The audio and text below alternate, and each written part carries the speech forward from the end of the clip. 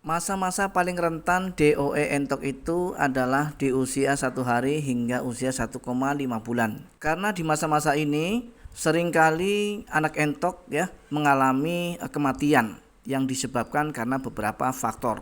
Oleh sebab itu, tidak jarang dari peternak, khususnya adalah untuk peternak pemula, yang mengalami kegagalan di dalam merawat anak entok dari usia 0 hingga usia paling tidak lepas masa pertumbuhan.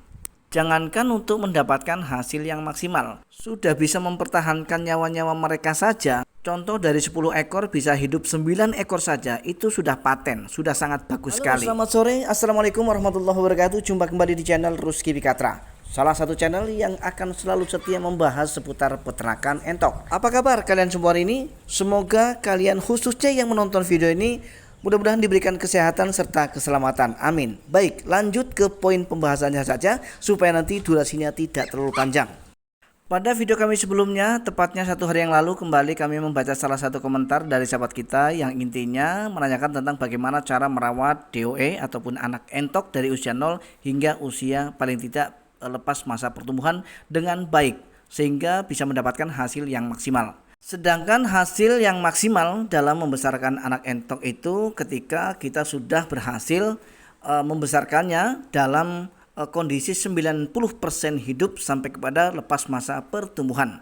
Itu yang pertama. Kemudian yang kedua, dari postur tubuh, memiliki postur tubuh yang gemuk sehingga dengan gemuknya mereka otomatis bobotnya pasti maksimal. Nah, kemudian pertanyaannya adalah bagaimana cara membesarkan anak entok supaya bisa memiliki pertumbuhan secara cepat sehingga cepat juga untuk mendapatkan bobot sesuai yang kita harapkan. Jadi begini teman-teman dan sobat semua, sebagaimana sudah kami sampaikan pada video-video kami sebelumnya, untuk merawat anak entok usia 0 hingga usia panen, ada beberapa tahapan yang harus kita lewati dan yang harus kita lakukan teman-teman. Jika kita membesarkan anak entok ini hasil dari ternak pembibitan kita, yaitu kita hanya membesarkan dari indukan-indukan yang berhasil menetas, maka itu jauh lebih mudah teman-teman. Karena kita tinggal memisahkan anak entok ini dari indukannya, kemudian kita masukkan ke dalam kandang panggung seperti ini. Tetapi sekali lagi jangan asal-asalan, teman-teman jangan asal pindahkan anak entok ini sebelum teman-teman mempersiapkan beberapa hal ini. Kami kasih contoh yang real sebagaimana yang kami alami teman-teman. Jadi kebiasaan saya itu ketika indukan entok saya itu kemudian menetas, maka 1 hari kemudian anaknya langsung saya pindah ke kandang pembesaran.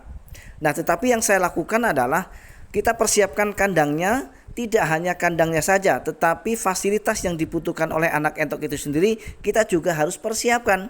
Di antaranya adalah lampu. Kenapa lampu menjadi media paling penting untuk kita siapkan sebelum anak entok ini kita pindahkan ke kandang?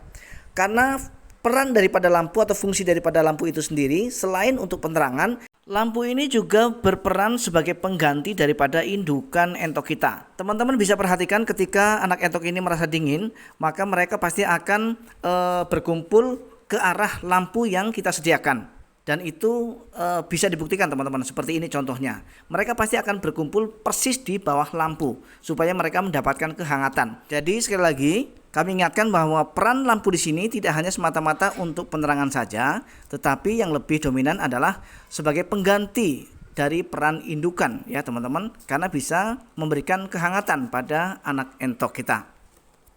Kemudian pertanyaannya adalah bagaimana supaya anak entok ini bisa tumbuh kembang secara baik, cepat, sehingga bisa cepat mendapatkan bobot secara maksimal.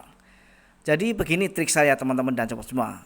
Untuk 1 bulan pertama, yaitu terhitung dari usia 0 hingga usia 30 hari, kita harus berani spekulasi untuk sedikit mengeluarkan modal lebih besar, yaitu untuk memberikan pakan secara murni dari pabrikan atau pakan full pabrikan. Itu 1 bulan pertama teman-teman. Dan jenis pakan yang kita gunakan ya bertahap, walaupun sama-sama dari pakan pabrikan. Untuk pakan 2 minggu pertama kita menggunakan jenis pakan dari Vivo 311 ya. Jadi Vivo 311 ini kita berikan dari usia 0 hingga usia 2 minggu pertama. Untuk 2 minggu ke atas teman-teman, kita sudah bisa menggantikan Vivo 311 ini dengan Bravo 511. Ingat-ingat Bravo 511 teman-teman ya. Dan itu juga sudah boleh dicampur dengan sentrat pedaging, yaitu sentrat 152 dengan takaran 31, lebih banyak ke Bravo 511-nya teman-teman. Dan sebagaimana pengalaman dengan kombinasi pakan ini, maka pertumbuhan daripada anak entok kita bisa tumbuh kembang secara baik sekali teman-teman. Tetapi tidak hanya itu yang kita lakukan teman-teman, tidak hanya persoalan jenis pakan yang tepat, tetapi jadwal pemberian pakan atau cara pemberian pakan juga kita harus menguasai.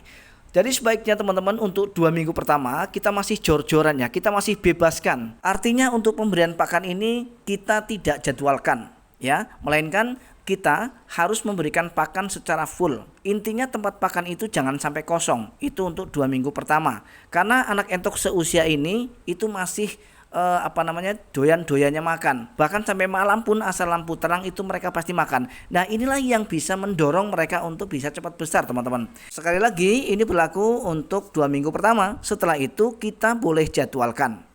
Kebiasaan kami setelah usia 2 minggu ke atas, kami jadwalkan untuk pemberian pakan itu 1 hari 2 kali, yaitu pagi jam 7 dan kemudian sore jam 5, teman-teman. Dan ini adalah waktu yang paling bagus ya untuk pemberian pakan anak entok. Dan satu lagi rahasianya teman-teman, untuk minumnya ya, maka silakan teman-teman gunakan cucian air beras.